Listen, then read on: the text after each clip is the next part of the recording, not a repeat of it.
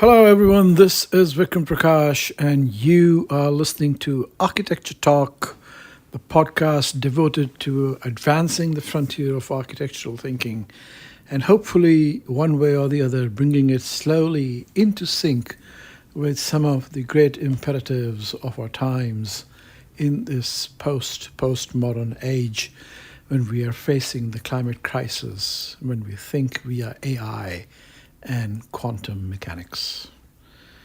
I'm starting out a new season of this podcast, and just today I got my report from Spotify, which said that the podcast continues to do really well with over 1,000 devoted listeners. And for some of you, about 300 of you, this is your number one podcast. So thank you for listening, and I hope to continue to bring you some more interesting content.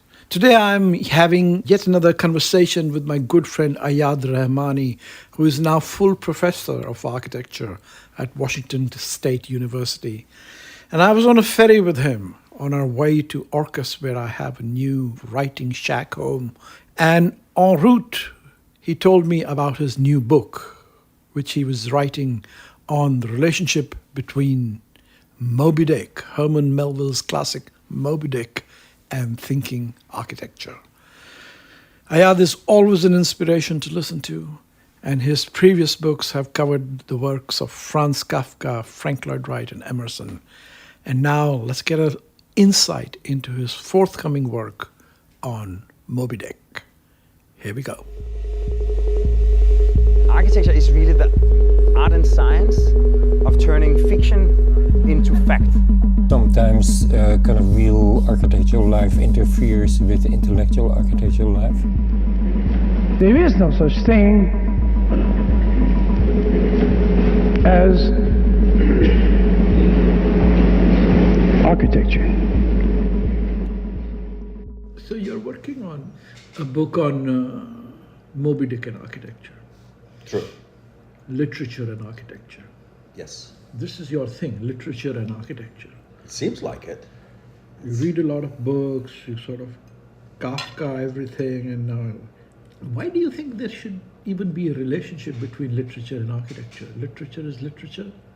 It's language and signification.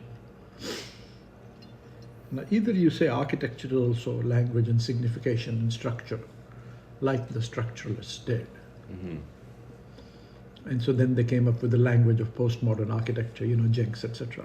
Mm-hmm. Which was terrible. Yeah. So you think postmodernism came out of an interest in linguistics? Yes, it came out of linguistics for sure.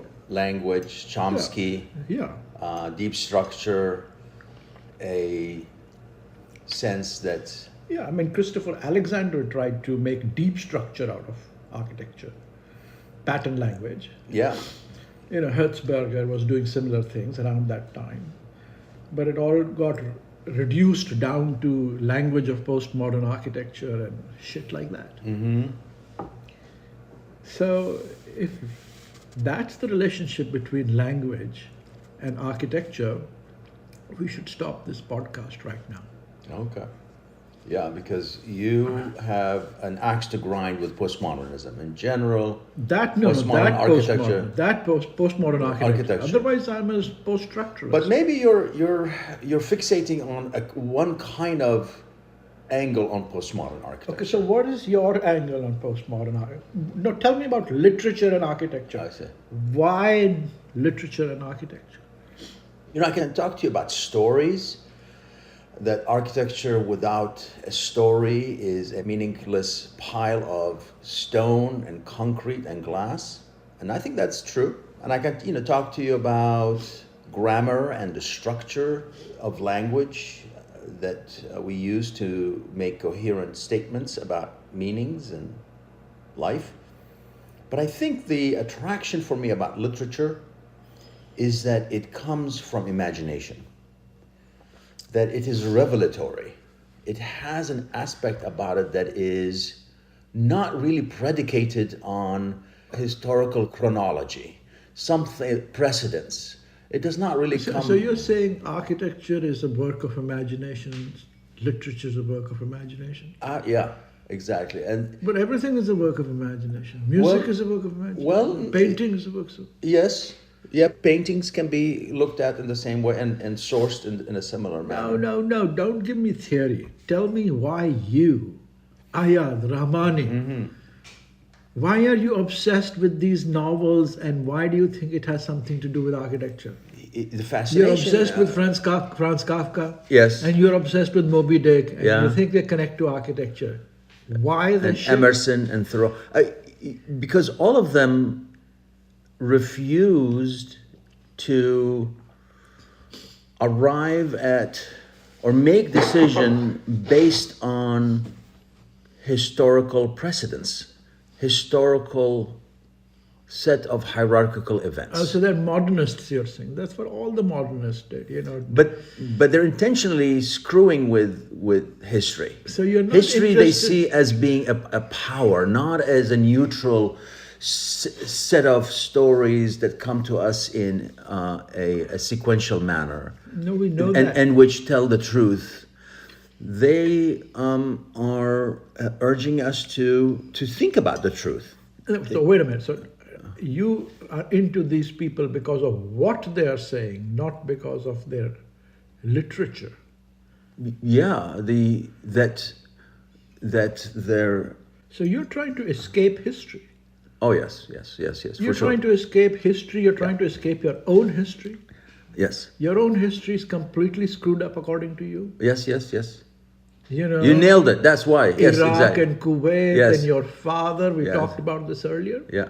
So you think these things are going to offer you a pathway to attain escape velocity, Yes, escape one's history, and destiny. and become your own person? Yeah. Well, Like the ship in Moby Dick. yeah. What's the name of the ship? Pequod. Pequod. Yeah, the Pequod. So you see yourself as the captain of the Ayad Rahmani Pequod. Steering it in a direction that is counterproductive and counter narrative to the, in that case, whaling industry. Not the whaling industry, to the industry and Of what myself. The name of the captain is Ahab. Ahab. Are you sure it's not Ayad? Yeah. Actually, it's interesting that you say that because some people in the past have slipped and called me Ahab. Yeah, I Yes. have a very good friend, ex-student of mine, Ahab Gormazi. He lives in Tunisia. Oh yeah, fascinating. Amazing guy. Good. So Ahab is the captain of the ship, Yeah. and he is looking for the perfect whale, Perfect white whale. Yeah. perfect white whale. Yes. Why are you after a perfect white whale? Not so much the perfect white whale. No, I'm talking about you. Yes, I know. The perfect white whale is a trope that Melville uses to talk about the divide between fate and will to power, or fate and self-destiny, or So self-determination. this perfect search for the perfect wild whale is to make your own destiny. Yes, instead of Not being transcend determined- my genetics. To transcend my genetics. Yes, transcend the place. fatherland, the motherland. Absolutely. Make our Absolutely. own destiny. This is straight up modernist thinking. Yeah, Yeah. good, and hopefully more. You know, Le Corbusier had the same problem. Oh yeah. And that's why he left Switzerland and moved to Paris. But you know what he did? Mm-hmm. You know how he killed his father? By changing his name. Oh yes. He has no last name. That's genre, right. He threw away genre. That's right. He threw away what? Charles? Charles Edward was his name. Yeah. Because it was too rooted in historical context. So you're saying modern architecture is the Pequot, Yeah, and and the modernists are Pequotians. yeah, seeking to transcend their locales, their beginnings. Beginnings are okay, they're important, and sometimes we go back to them, but they must be transcended. We are universal people and universal humans. Yeah, And, This is Modernism 101. I agree with you, but I'm trying to get it. So this is the ship that Ahab / Ayad Yeah. captains, and he sets off the whole team Right. to look for the Holy Grail. The Holy Grail. But he has to trick the ship. It involves trickery against history. History, if left alone, will triumph over you, will subdue No. How you. does he trick history? He accepts the job from the owners of the ship to Yeah. go out and hunt whales Yeah. so that they can earn more money and come back Yeah. and live a happy and satisfactory sort of life. But he understands that. That's sort of the lay of the land. But he Yeah, understands that's that the job. he has his job. He can't really fight it based on the laws of the land. So he has to construct his Based own on laws. history. Based on history, right. Or paternity, or patriarchy. So he does not sort of meet with the owners and says to them, hey, I have my own No. scheme. He Yeah. can't do that Yeah. because they will fire him or just find a different Yeah. captain. Your So he has father to say, will fucking okay, kill you. I will follow your narrative, your contract. And everybody gets on the ship. The ship leaves the land, and now it can abide by different rules. And it has to, in many ways, the rules of So once climate. it leaves the land, Yeah. the captain of the ship is God, of that king, God and king of that universe. Yes, yeah, absolutely, yeah. And That's the setup. The question is, what kind of gods and who, how do you... No, but that's the setup. You Right. become your own God. You become your own destiny. Exactly, You become Le Corbusier. You're in your own world. You're in your own ship. exactly, yeah. And So then, and then about 2 or 3 days into the journey, well away from the shore, too far to turn back. too far to turn back or seek help from the shore, Yeah. Captain Ahab emerges from his Captain den. Ayad, yes. Captain Ayad emerges from his den, and he gathers everybody. He says, "Okay, hello. I am here to say a few words to you," and everybody is in full attention. And he surprises them. He tells them, "I care for you. You are my great people." But I also want you to know that while the mission is to go out and kill whales for economic reasons, the real story is otherwise. The real story is that we are pursuing a different mission, and that is the one whale instead of the many whales. The whale. The whale, The white whale. the white whale. And Perfection. Ideal. Ideal, yes. So he tries to transcend the mercantile motive, Yes. the capitalist motive, with the ideal motive. Or he tries to rewrite the mercantile motive Yeah. as an ideal motive, which is also Well a put. description of colonial ideology. Basically, colonization was a mission to exploit the colonies, but they sold it as a civilizing mission, Yes. the white man's burden, bringing modernity to backward people. Are you saying that Captain Ahab is trying to break away from that? No, I'm just giving you a parallel. Yeah. I'm giving you a parallel. Yeah. Yeah, I mean, I don't know if this is what you're saying, but the owners of the ship are the colonized. They want to colonize the ocean. That's right. That's right. So if the ship is also a metaphor for America, you were saying yesterday, Yeah. then America is a colony, Yeah. and the colonies are about exploitation. Yeah. But when the colonies become independent, which is to say, in your words, the ship is too far from shore to turn back. Yeah. They declare independence, and George Washington and Jefferson become Ahabs. Then they want to rewrite Yeah. now themselves not as the new colonists of the land, although that's what they are. Yeah. They want to rewrite themselves as seekers of the white whale, Yeah. which is to say liberty, equality, democracy. Yeah, I think you're right. And perhaps they led the British colonialists to believe that they are out to hunt whales, to capture, colonize, control another land. But about halfway through, they decided to change the narrative, the outline of the mission, and in many ways sort of rebel against those who had set them into motion to Yeah. be there in the first place. Yeah, you told me that Yeah, Melville wrote this basically first half of the 19th century. Yeah. So he was observing the American experiment up close Yes. with all its flaws. Right? Mm-hmm.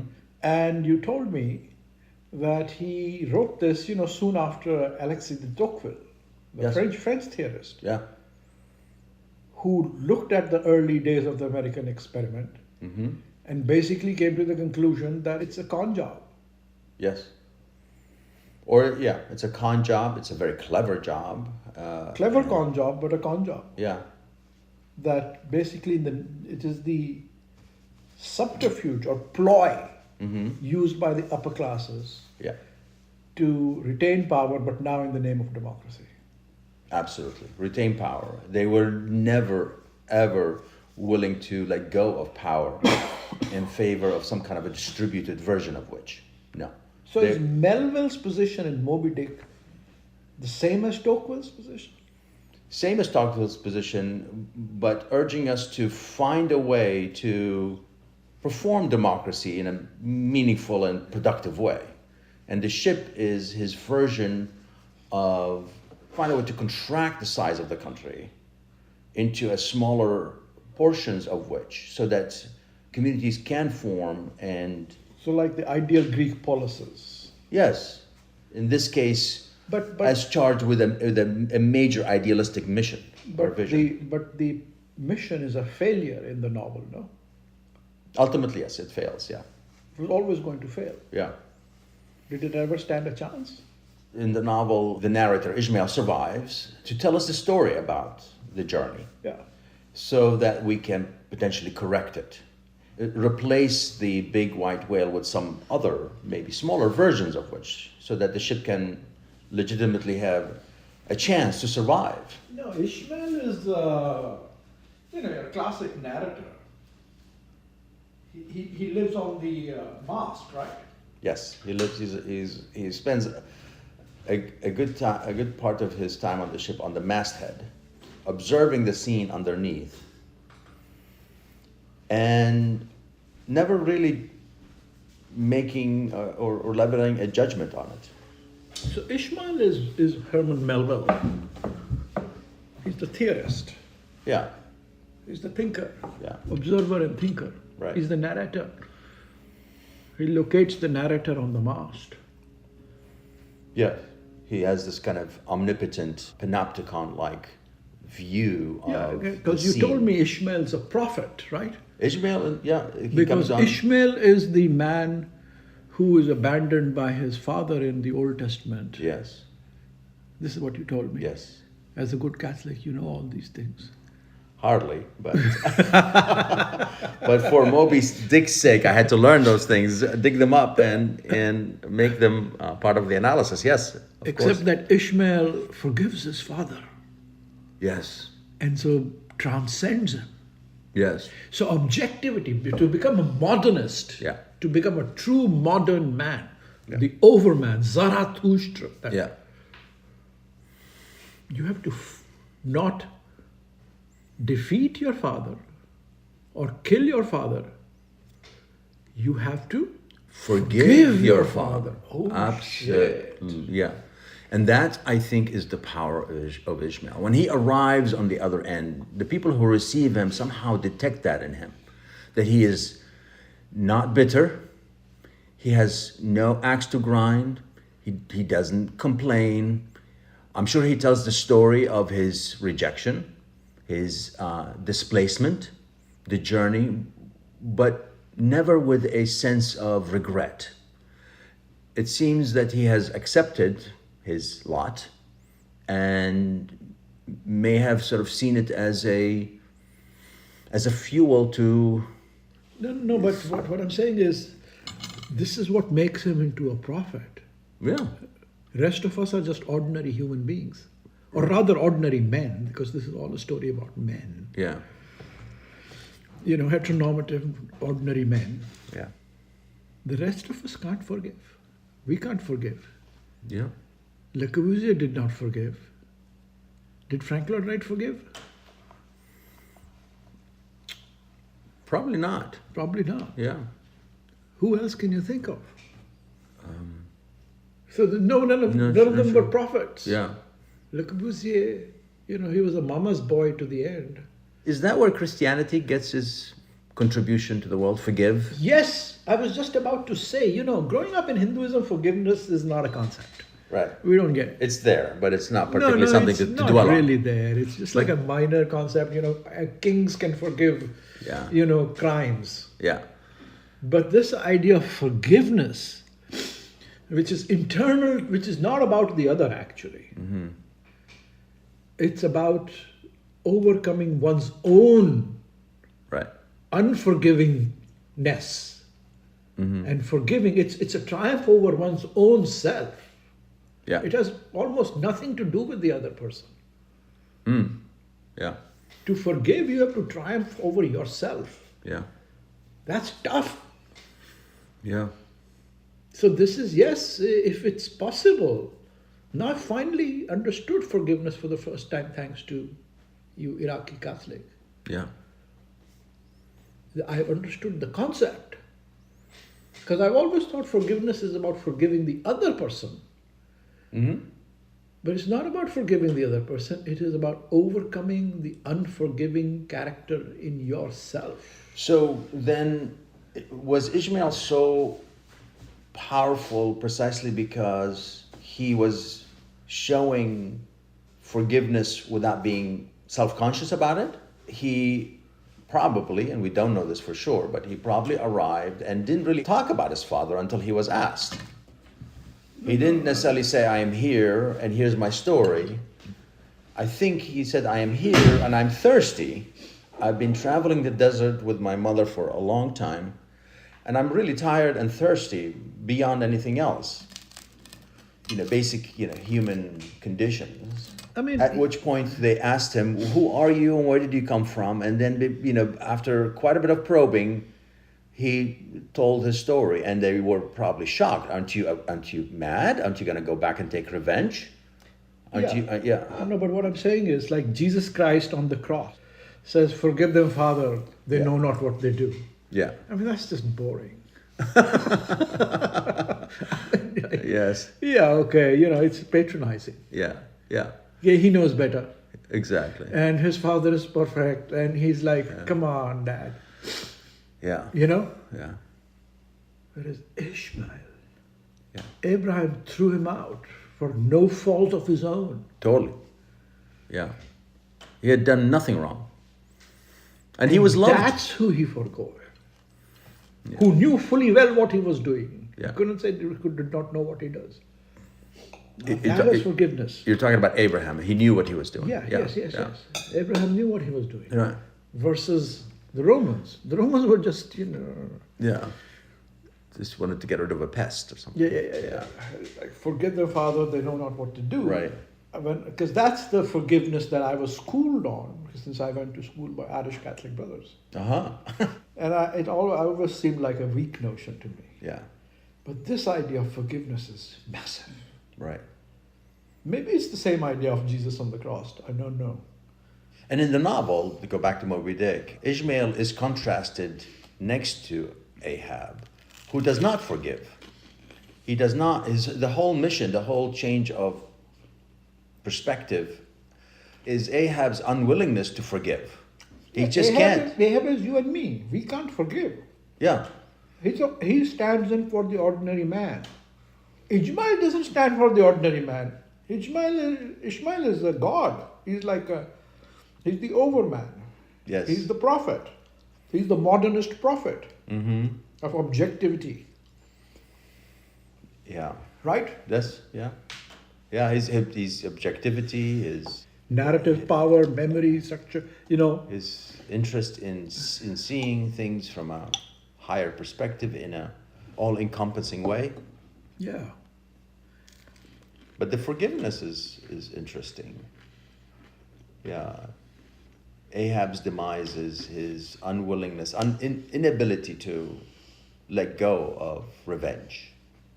He needs to tell the whale, put the whale in his place, who had taken out his leg on a previous mission.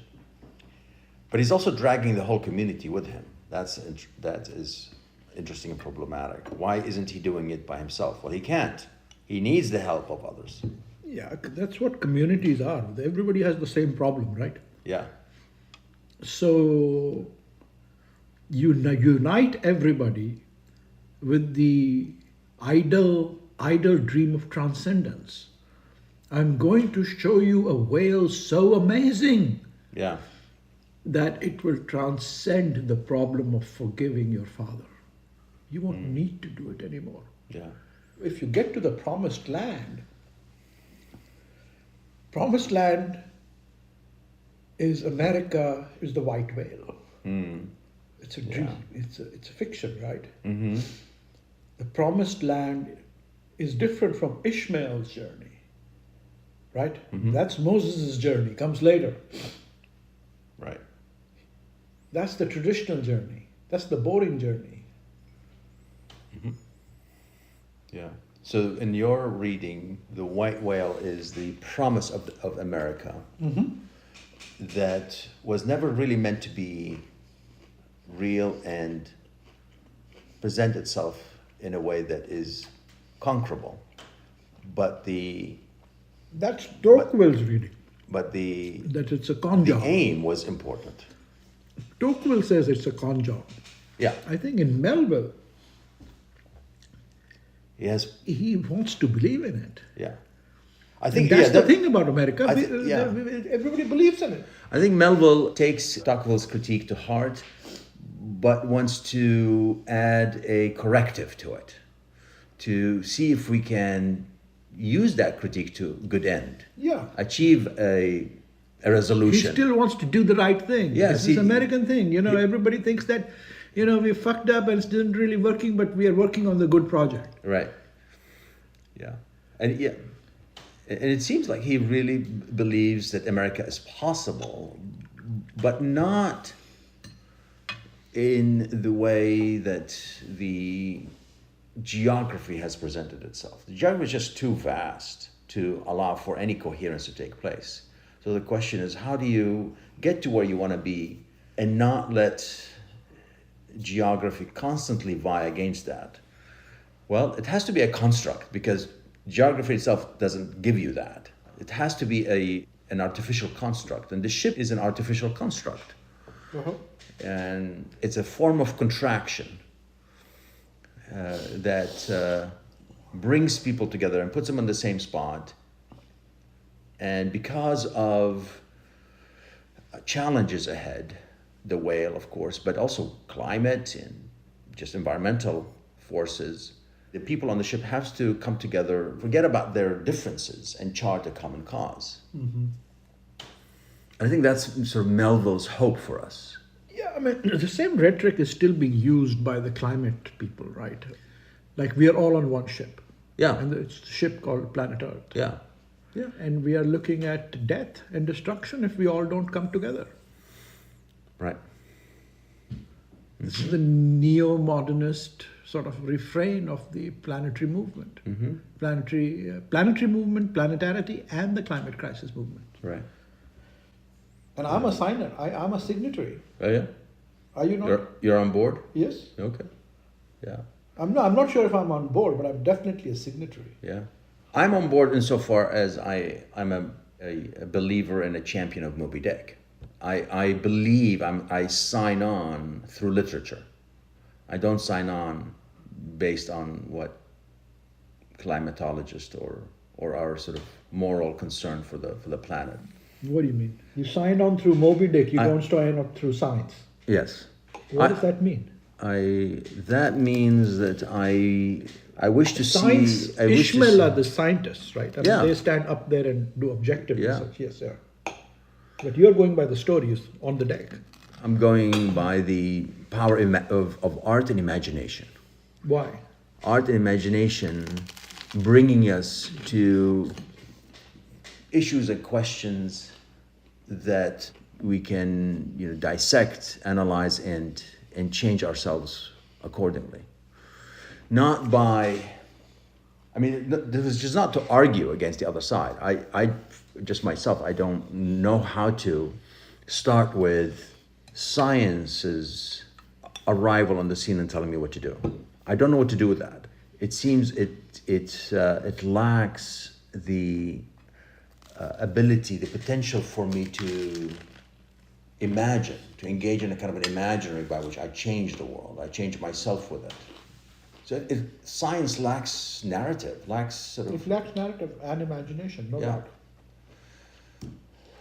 No, but let's return to Moby Dick. Yeah.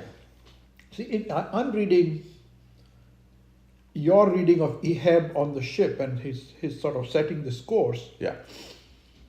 as a metaphor for America, Mm-hmm. metaphor, personal ideals being set up to transcend anchorage to paternity, because, right, as sort of searching for the promised land. But not in the God's way, but through objectivity, reason. Right. Yes? Mm-hmm. And good sailing and technique. Mm-hmm. Very good, yes. He knows that. Which is also Ahab steeped in the... Yeah, he's in a great captain. He's a great captain in the art and science of navigation and sailing, absolutely. He has done the job before and has demonstrated his worth multiple times over. Yeah. So, and it's the modernists. It's the same story being sold by Frank Lloyd Wright and Le Corbusier. Yeah. What fascinates me here is the method that they take up and what that method tells us about what we can do. I mean, it's a sort of a lesson that they're imparting on us. How do you chart your own course, write your own narrative? You cannot do it by simply sailing. You have to kind of build a repertoire, a reputation. You have to build a set of skills and a portfolio of abilities. Mm-hmm. And once you've done that, then you can change course, actually critique the contract and write your own. But it seems to Melville that cannot happen without trickery. Trickery is critical. Nothing really changes by simply confronting the contract head on. The contract just does not know how to respond back. You can't It just says, this is my contract. I'm sorry, the syllabus has already been written. It says you have to appear 3 times a week between 11 and 12 and so on. So in order to become the student of your own student in that course, to continue that with that metaphor, you have to figure out a way to trick the syllabus back into existence. Okay, what's the new syllabus? What's Ehab's new syllabus? Yeah. What's in it? How do you become a self-destiny modernist? Right. How? Tell me. What is his answer? How do you do it? How do you capture Moby Dick? Yeah. We have to critique, analyze the meaning of trickery. What is trickery? How does it work? No, trickery is just to get away. But in order to trick something, it requires kind of a culture. I need the people to help me trick the existing contract into steering in a new direction. Okay, I'm saying after you steer in the new direction, Right. how does Ahab go around getting his men rallied and trained to actually capture Moby Dick? What are his requirements that now this is what you need to do to be able to do this? That's a really good question, actually. And the method at that point requires a couple of things, I think. One is restoration of normalcy. Because if after that one incident at which Ahab emerges and tells his crowd, we're not really here for this, we're here for that. Yeah. He cannot, at that point, It's not a state of emergency. it's not a state, exactly. He cannot change course immediately at that spot. Not least because the whale is not quite there yet. The whale has to mature into existence. So it's a delicate act. He has to tell these people that we're heading in a new direction. But he also must make sure that they're not so shocked as to sort of stop everything and rebel or something like that. Okay, so restoration of sense of normalcy. Yeah, it's And restoration of normalcy. And with restoration of normalcy, the freedom to do and engage in acts that are normal and satisfying. So he allows the ship to do its own, he continues to allow the ship to do its own thing. In other words, there's no new drill We're not going to all of a sudden engage in new drills. The capture of the final whale is independent of everything that we have already learned and done and enjoyed. So earlier, everybody was doing what they were doing because they were under orders from the owners, God and King. Yes. Now everybody is free to do whatever they want to do, but they Yeah. do what they were supposed to do. Yeah. Or the same thing. Enjoy cooking, enjoy conversing, playing, goofing around. So it's now of their own free will. Yeah. Now, Well, sort of. Yeah, I mean, after he surprises them with the snooze, he doesn't say we are going to now wake up earlier, eat different food, pat on each other on the back in a different way. No, it's just he just surprises them with the snooze and then disappears again. I mean, it's interesting you use the word normal because normalcy is what Foucault says is the Enlightenment project by producing abnormal spaces. But that's a separate Yeah. question. So, Yeah. okay, But normalcy. What else? normalcy. What else? His biggest critic is the first mate, Starbuck. He's the one who is not sold. Everybody's like, oh, okay, got it. Yeah. We're here to harpoon whales. Yeah. What's another big whale? It's no big deal. Uh-huh. But the thorn in Ahab's side is his first mate, Starbuck. Uh-huh. And Starbuck is not buying into this new syllabus. Uh-huh. Not least because he understands the hubris and understands that the magnitude of the challenge, and it could very likely bring the whole ship down. He's the only one who seems to have insights into that. Mm-hmm. I think Ishmael does too, but Ishmael's sort of objective. He's not going to level any judgment. Yeah. He's just like letting Starbucks do his own thing. And He speaks through Starbucks. Yeah. right, and Starbuck quiets down, kind of lets the cap do his own thing for a while. Then he reemerges again with another moment of confrontation and a reminder to Ahab that, hey man, we've got other things to do and return to. There are bigger fish to fry in many ways. There are much happier and satisfying than getting your revenge done. Yeah, he reminds him, you told me, of the joys of conforming to patriarchy. Yeah.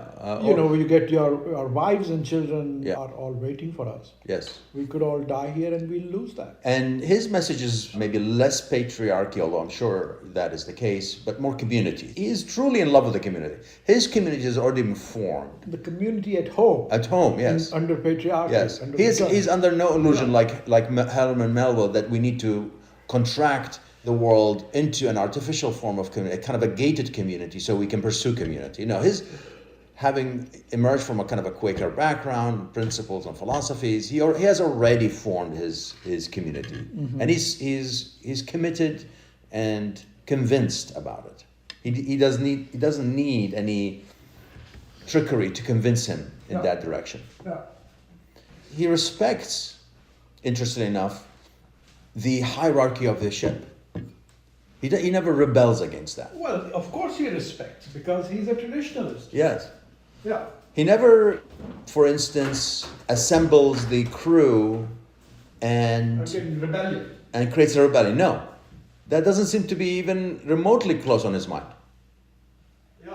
How does Ahab prepare everybody to search for the big whale? So yes, first is the restoration of normalcy. Yes.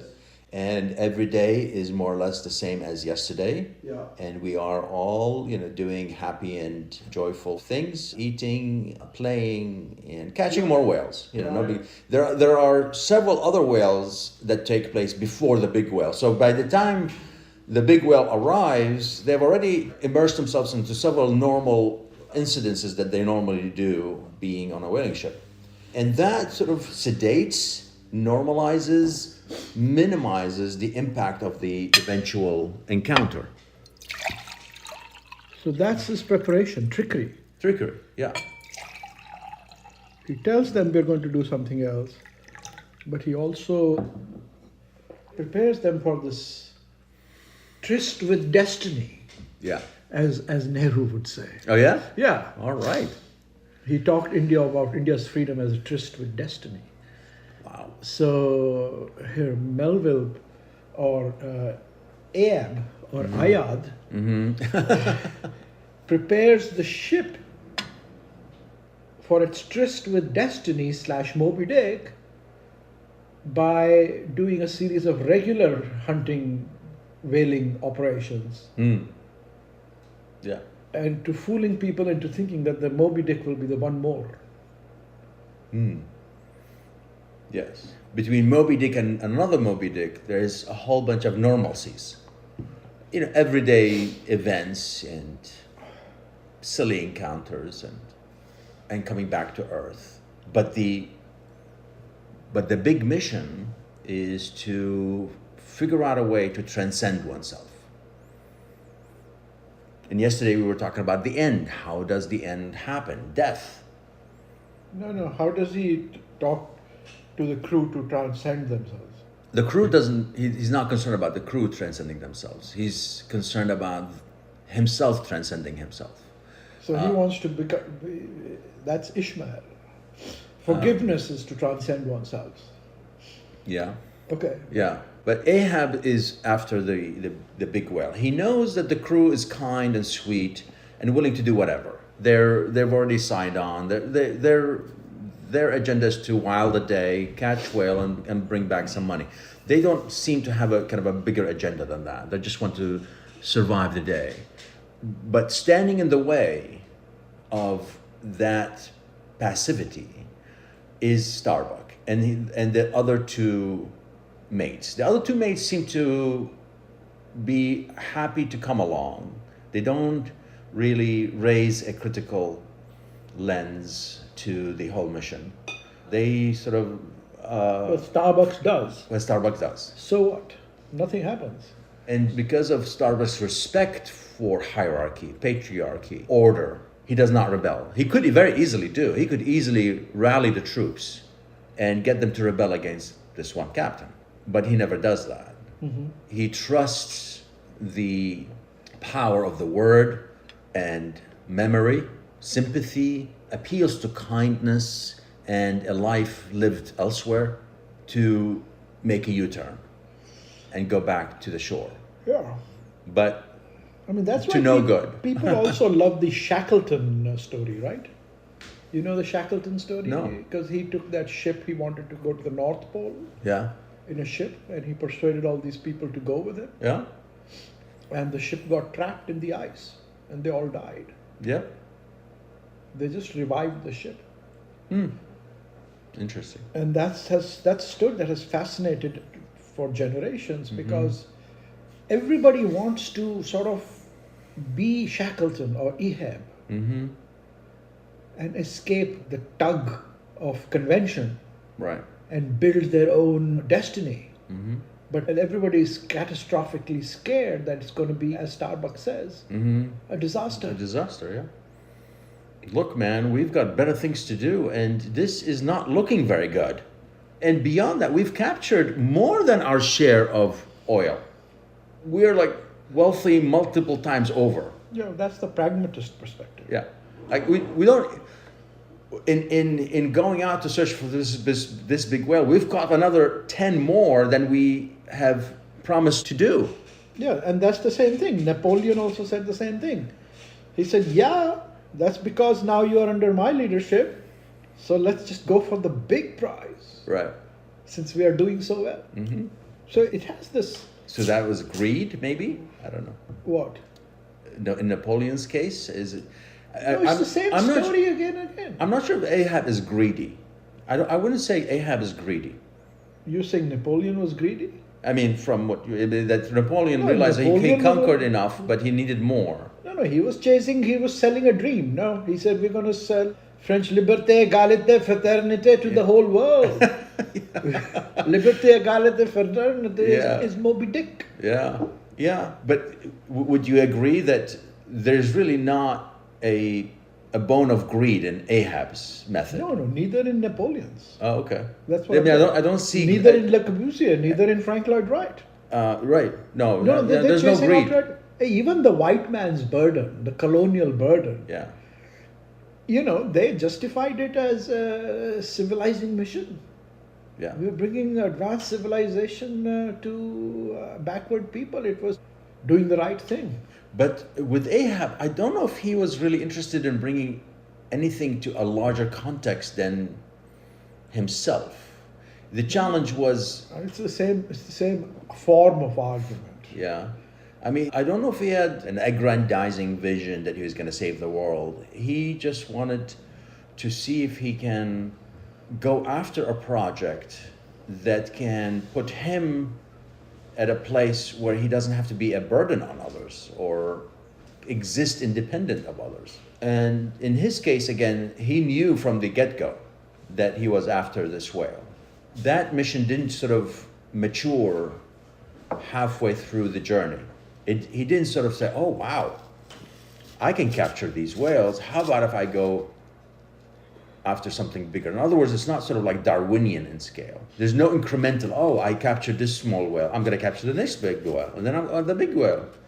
You're a defender of Ahab. Because your name is Ayad and you think you are Ahab. And you're a defender of the modernists. You love Corbusier.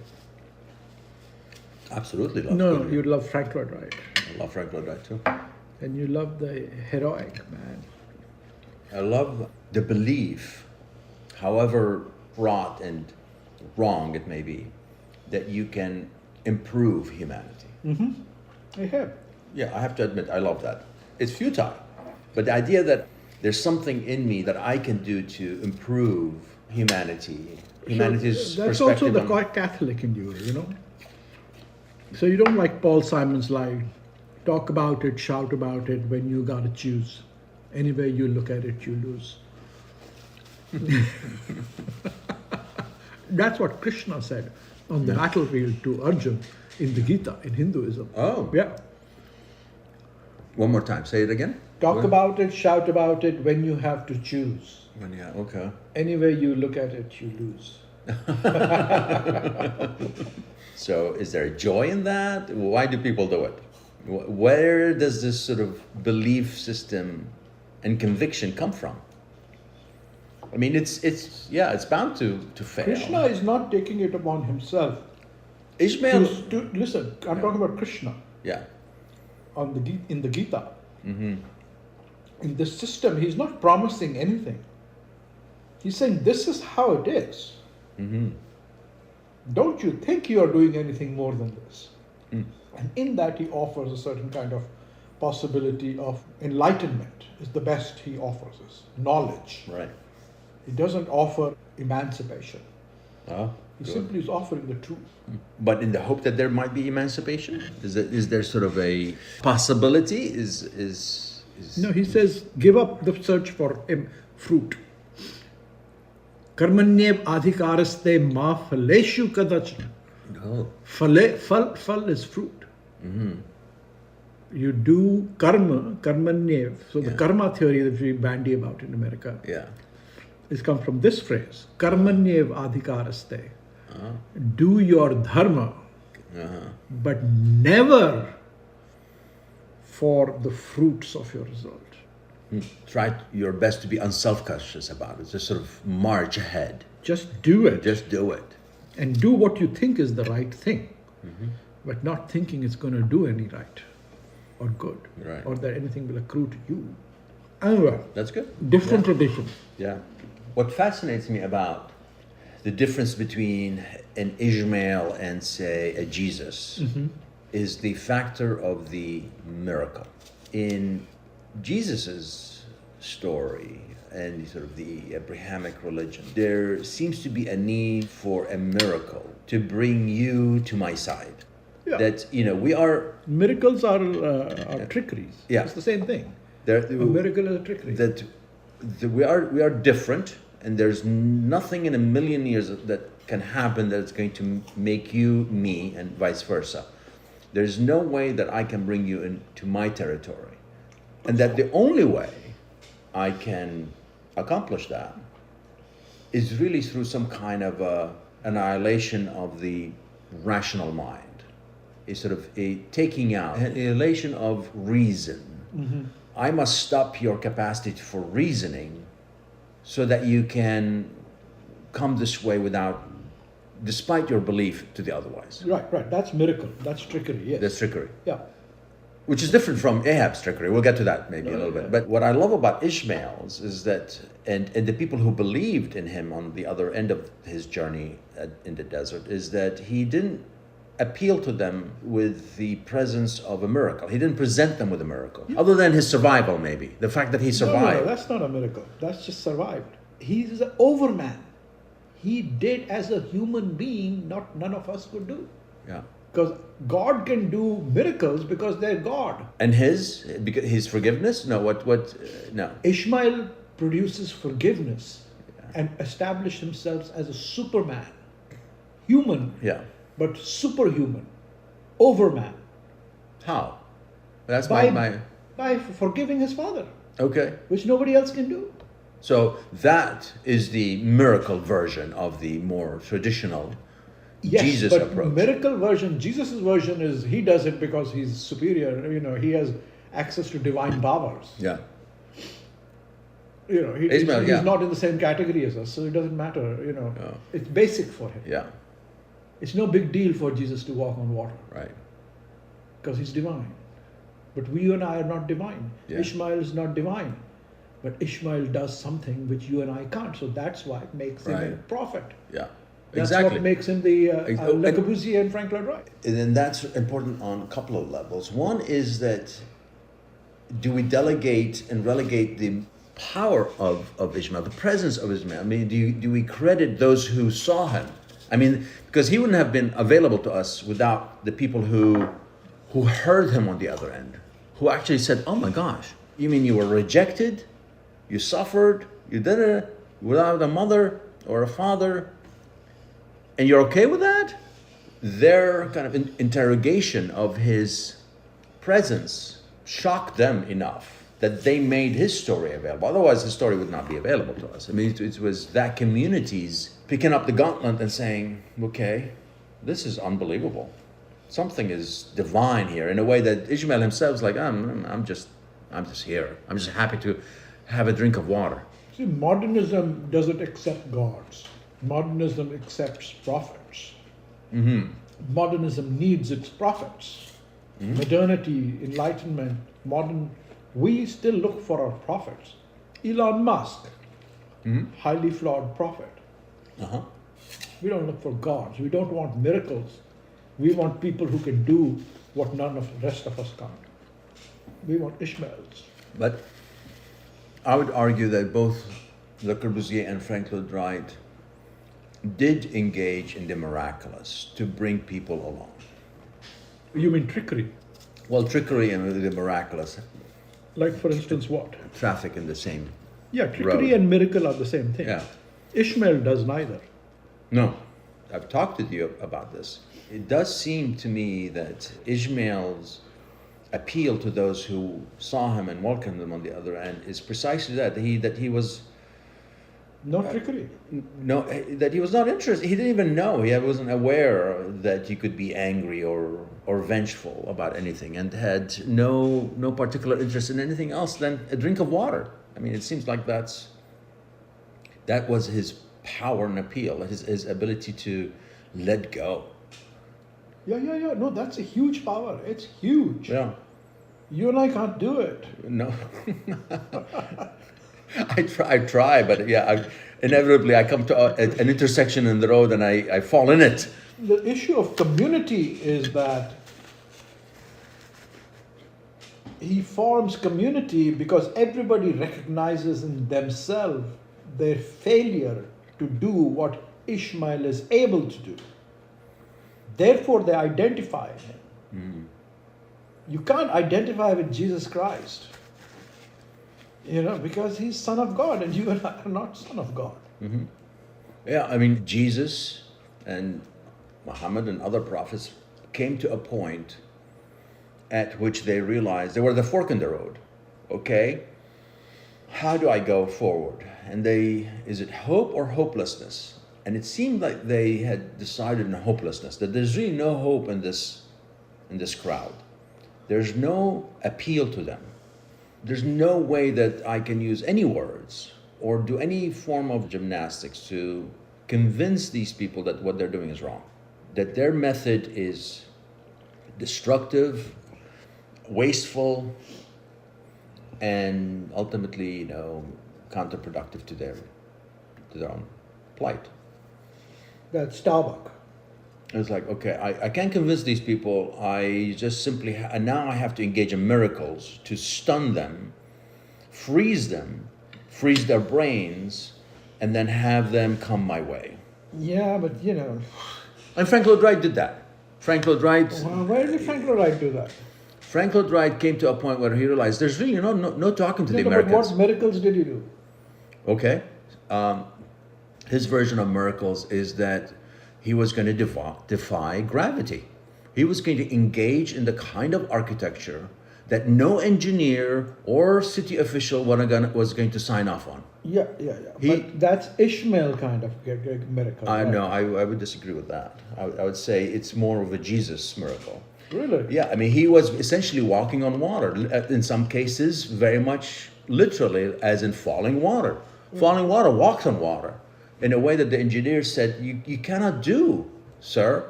Water is going to come and wash against this structure, ultimately eroding it and ultimately destroying the people who are living in this house. You cannot do it. He fought back, and we know the ending. Okay, I can see falling waters as He did the same thing at Jesus- Johnson Wax. as walking on water. Yeah. He reverses course.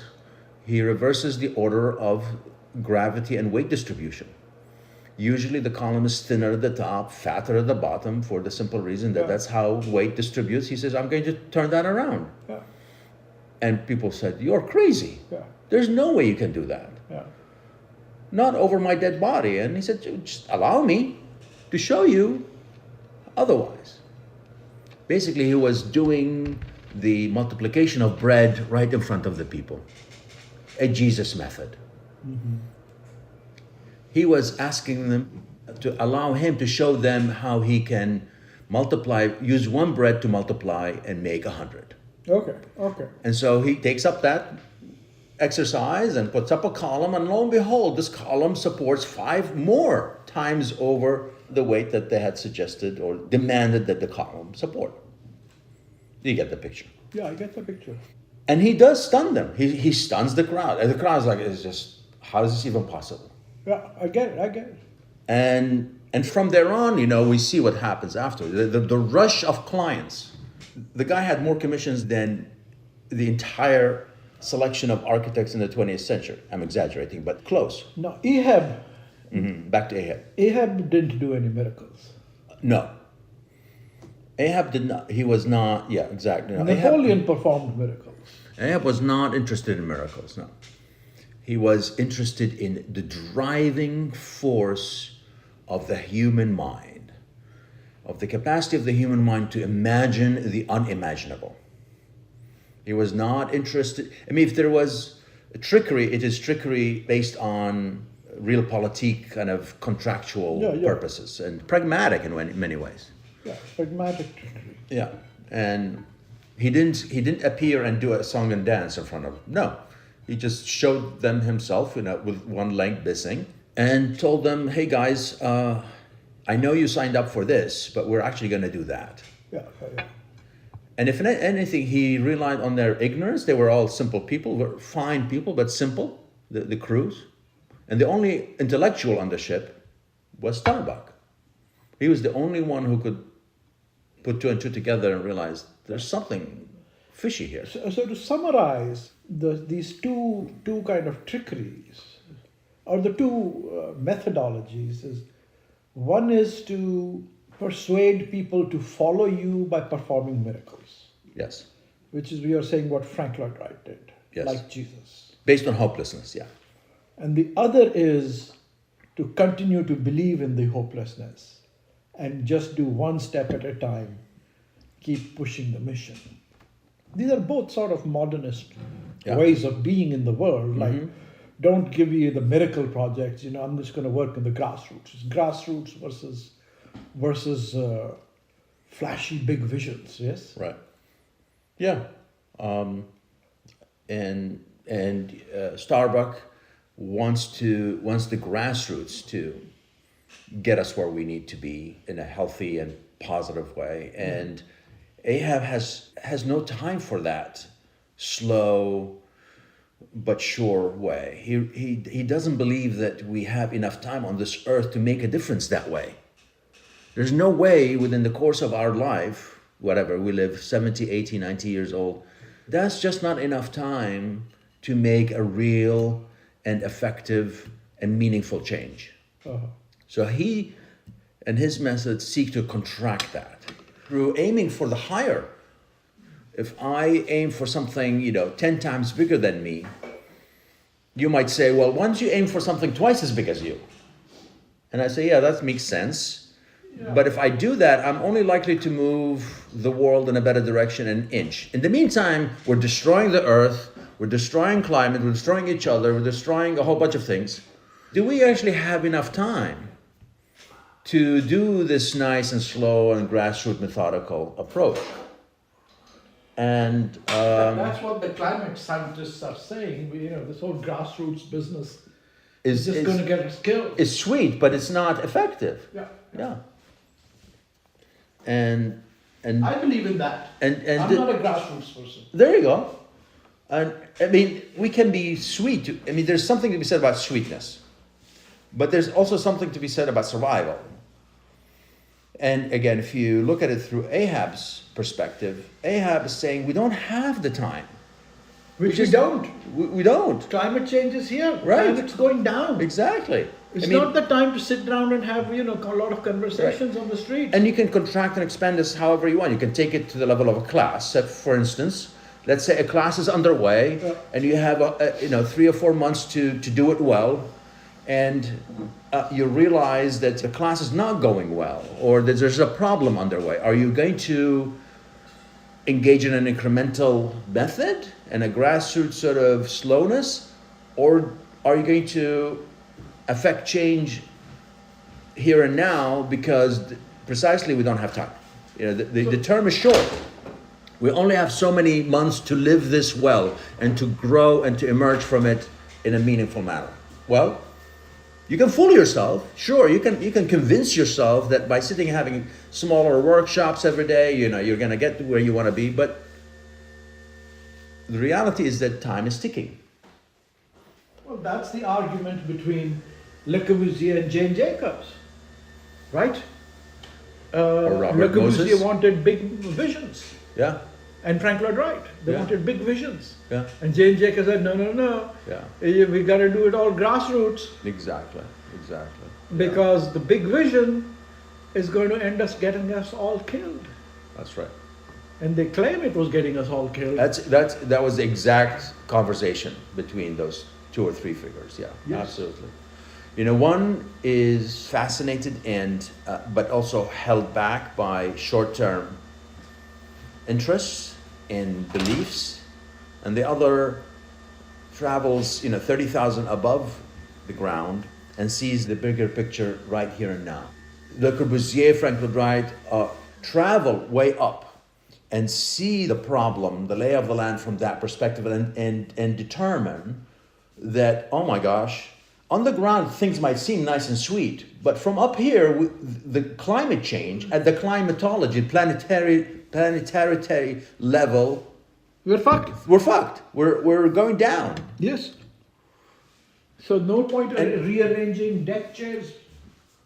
And Frank Lloyd Wright actually designs, only in part in jest, but he designs these UFO-styled, what he calls aerators, basically flying objects that we get into and travel way up to see precisely that problem from that perspective. Yes. We can make fun of these inventions, but embedded in them is the desire to get us up there to see how problematic our decisions of the last, 500 years have been. Yes. The most profound thing ever has been going up into space to see that we are just on a little blue marble. And that's a really interesting point at which to arrive after this conversation is the stuff that's happening today with Blue Origin and SpaceX. Blue Origin, is a toy. But Elon Musk's That- SpaceX is a different thing. It's a really fascinating look at. So it's this grassroots work versus big picture thinking. Mm-hmm. So why does the ship go down in Moby Dick? So the big picture thinking loses. Yes. I would argue not that Melville believed it that way. Uh-huh. I think Melville, in his internal rational apparatus, had already saved the ship and conquered the whale. But that would have left us with a very nice and sweet conclusion. He didn't want that. He wanted to keep the conversation going. And Mary Shelley said if you do things like this, you're not going to go down. yeah. So it's got this Tower of Babel kind of message in it, right? Mm-hmm. If you try and reach for the heavens on your own ability, you're just going to be struck down. That's also Old Testament. Right? Mm-hmm. That's right. But yeah, I think it's a good question to ask, and we have to ask it perennially. It might change. Why did the ship go down? Yeah. Why did Ahab not succeed? in Not his- perennially. Tell me in the story, why did it go down? It goes down, one can say, out of the ship's own volition, the ship's own weight and mechanisms, physical and otherwise. It reaches Ca- the cause- limits of its... Yeah, kind of causes to come down. And I say this because there is more than a hint that the way Melville describes the whale tells us that the whale did not have a vengeful streak. When Ahab approaches the whale doesn't take issue. The whale actually wants to just run away. The whale wants to flee. Yeah. So he has no axe to grind with Melville and wishes him well. I wish you no more harm, and I don't know why you're returning to me, man. But inevitably, because they're fighting, and because the whale has no rational understanding of the body, reacts in such an automatic way that, protective, sort of instinctive way that destroys the ship. I see. So the whale destroys the ship. Yeah. The whale, having been chased, chases back and basically knocks the ship down, bangs against it, and ultimately it breaks down and sinks. Interestingly, there was actually a real life story that happened earlier that was almost exact same replica of that tale, where the whale took issue with the proximity of the ship and attacked it, brought it down. Mm-hmm. In this case, of course, it's much more complex and layered and involves emotions and feelings and So intense basically, and all that. in the novel, the whale wrecks the boat Yeah, oh yeah, yeah. through no fault of the captain or the sailors. No, they didn't do... They did everything correct. Yeah. I mean, they did everything that they thought they needed to do to capture this huge whale. It's bigger than all the whales that they had captured. And yeah, they lowered the boats, and then, because there's the big ship, and then there are smaller boats that actually row towards the whale and harpoon it for the ultimate demise. They do all of that, and they go out and they harpoon the whale, and the whale's like, what are you doing? I'm just charting my own course. I mean, these harpoons are not going to do you much good. I'm bigger than them. Yes, they're going to hurt, and yes, I'm going to bleed, and I might ultimately die. But right now, they're not very effective.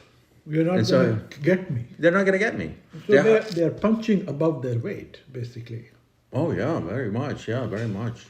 And Ahab, given his megalomania and hubris, feels like he can defeat the whale with the crew that he has, and that's why he never angers them along the way. He never stands in their way. He just lets them do what fun things they want to do on a daily basis, because he needs them.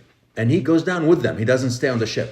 He actually sort of lowers himself. He actually goes into one of the boats and guides them towards the whale. He wants to be close to the whale. He doesn't want to be a controller from some distant place. So here's the ship. This is the big ship, and here's the boats. They're moving towards the whale, and he's on one of them. So how He does doesn't die? stay on the ship. How does he die? Ultimately. if I remember right, the whale comes back and knocks down the ship first. So there's no return to the ship. I see. The ship is down. Then once that's gone, he goes after the small boats and basically gobbles them up or destroys. I mean, they're easily destroyed at that point. He just knocks them and they all fly. So it's like a sub-metaphor. Once you leave the father ship yeah, or mother ship, yeah, now you're doubly vulnerable. exactly. It's sort of a return to the starting point of the novel. Yes. Right? Yeah. It's sort of, here's a microcosm of the larger macrocosm that we started with. And it's a classic cautionary tale Yeah. that if you do this kind of rebellion, It'll come back to haunt you. Yeah. Exactly. And I said, so the only person who remains on the big ship is Ishmael. He's still on the masthead, Oh. right? So Yeah. he's watching all the scene take right. place, like, oh shit, what's Yeah. going on?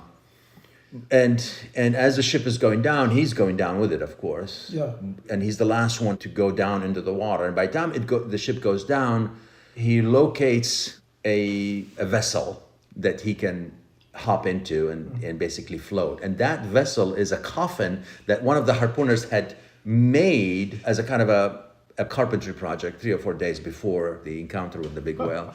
So the coffin is what saves, which is the symbol of death, of course, or the place of death, is now becomes the saving tool by which Ishmael can float until the next ship comes over and takes him up and brings him back to shore. I forgot for whom the coffin was made. I think it was made for a personal decision. One of the harpooners had made a coffin for himself. Not to be used now, but later in life. As a kind of a carpentry project. I know, but And the coffin, which is of course is a place of burial. it's a place of burial where you're supposed to wait for resurrection, right? Right. And now it is used as a floating device while the hour until the next ship comes along. Yeah.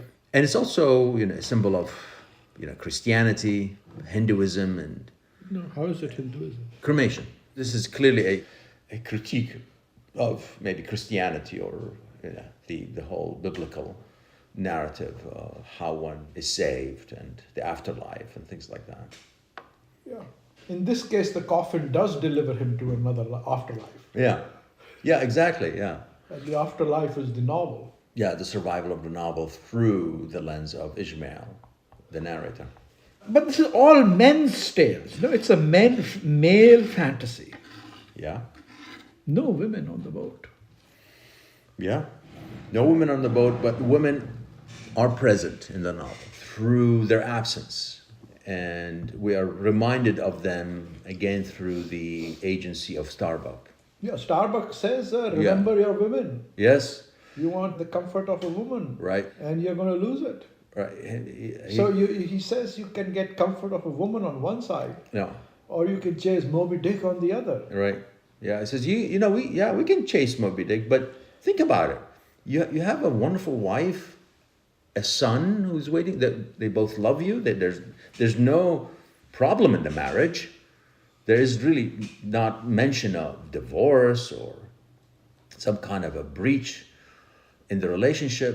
You love this woman. Why? But Why Ahab aren't you? probably thinks he can get both if he brings home Moby Dick. Oh, Now he's going to come warrior prince. right. Yeah. And he's going to get the best women. Yeah. And all the wealth, and he can afford all the children he wants. So he goes for for that. For yeah. that. Yeah. whereas Jane Jacobs, so that's what Corbusier goes for, right? And Jane Jacobs says, no, we already have good community. Yeah. Yeah, stay here. Eyes on the cultivate street, that. village is Cultivate- already good. Yeah. You don't need to impress the next woman over that you have such an amazing skill. No. They already like you, man. Liking you good enough. Yes, they love you, and you don't need to engage in this extra effort to convince them that. What did Nietzsche say? The only way of an intelligent woman? What did Nietzsche say? The safest way of guarding against the male illness of self-contempt, which is what Ahab has, Yeah.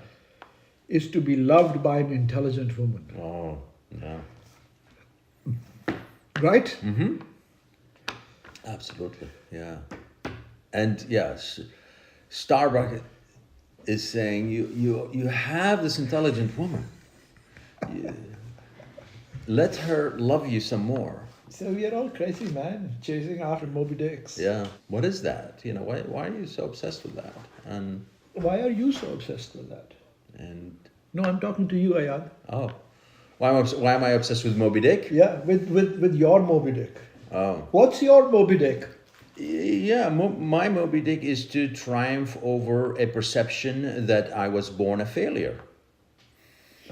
That I was, And you're and going to- not only was I born a failure in the kind of the global, biblical, sort of, universal perspective, but I was told early on that I was a failure. Yes.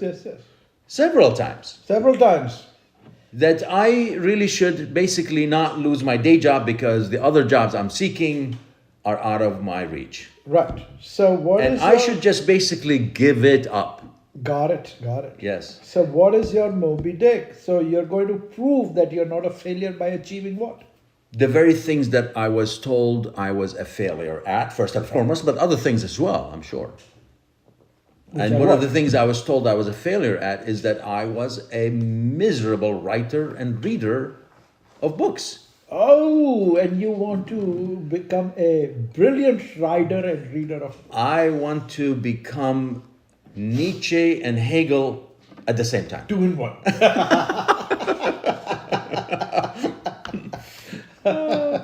Hegelian Nietzsche. Yeah, and mix Le Corbusier with it, and I think I may have reached my own summit well enough. Okay, yeah, that's definitely Moby Dick. Yeah. Big Nothing one. short of that. Nothing short of that. Yeah. And that's funny. Yes, That's funny. yes. Oh, that's amazing. What a fantastic conversation. yeah. That was amazing.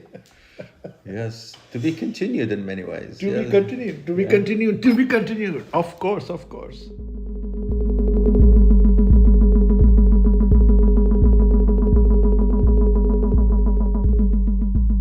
Thank you for listening to Architecture Talk. This is your producer, Mary Lee. We hope you enjoyed the conversation, and if you did, please subscribe and rate us on iTunes or Spotify. We would also love to hear from you if you have any suggestions on new topics or guests. You can always reach out to us on our website, Facebook, or Instagram. Thanks again, and until next time, this is Architecture Talk.